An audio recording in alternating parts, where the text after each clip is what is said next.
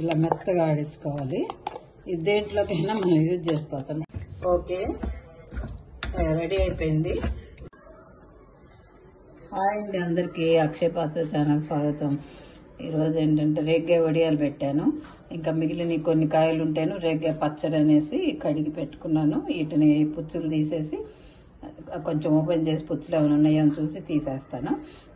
ఈ పండుమిరపకాయలు ఏంటంటే ఒకసారి ఒక పావు కిలో, ఇన్ని పట్టవు దీంట్లో, ఎక్కువ కాయలు అయితే ఎక్కువ పడదు. ఒక పావు కిలో కాయలు అనమాట ఇవి పసుపు ఉప్పు వేసేసి మిక్సీ వేసేస్తా. అందుకని ఇలా కట్ చేస్తున్నాను. చేద్దాము. ఈ రేగ్గాయలన్నీ కొంచెం ఇలా చేసి చూస్తున్నాను. ఓకే, కట్ చేశాను. ఇప్పుడు ఇవి మిక్సీ జార్లో వేసేసుకుందాం.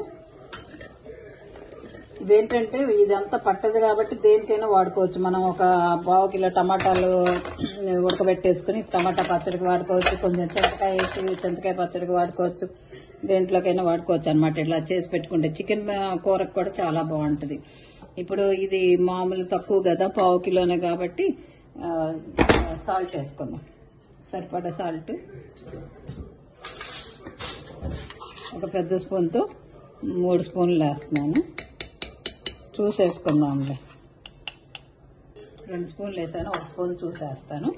ఇప్పుడు కొంచెం పసుపు వేసేసి మిక్సీ వేసుకుంటాం.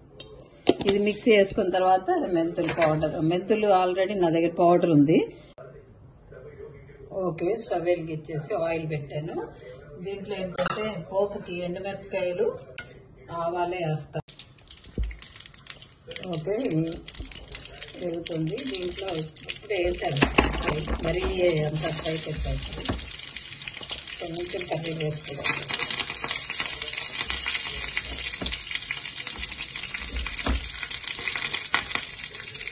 కదా రేగ్గాయలు కొంచెం పచ్చడి వేసాను.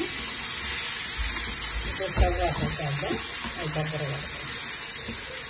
ఇది ఆరిపోయిన తర్వాత రేగ్గాయలు కలుపుదాం. ఓకే, ఇది రెడీ అయిపోయింది. దీంట్లో ఉప్పు వేయక్కర్లేదనమాట, మనం పండుమిరపకాయల్లో ఆల్రెడీ వేసాం కదా. ఇంకా ఈ రేగ్గాయలు దీంట్లో వేసేద్దాం. ఓకే, రెడీ అయిపోయింది. కొంచెం ఇంగో కూడా వేసాను దీంట్లో.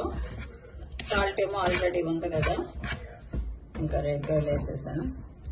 ఓకే, ఇంకా 2-3 రోజులకి బాగా మాగి ఈ పులుపు అంతా దిగుద్ది. అప్పుడు మనం ఉప్పు కారం అయినా చూసుకోవాలన్నమాట.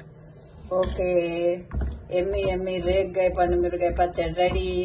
మీకు నచ్చినట్టయితే షేర్ చేసుకోండి, సబ్స్క్రైబ్ చేసుకోండి, కామెంట్ సెక్షన్లో కామెంట్ పెట్టండి. బాయ్.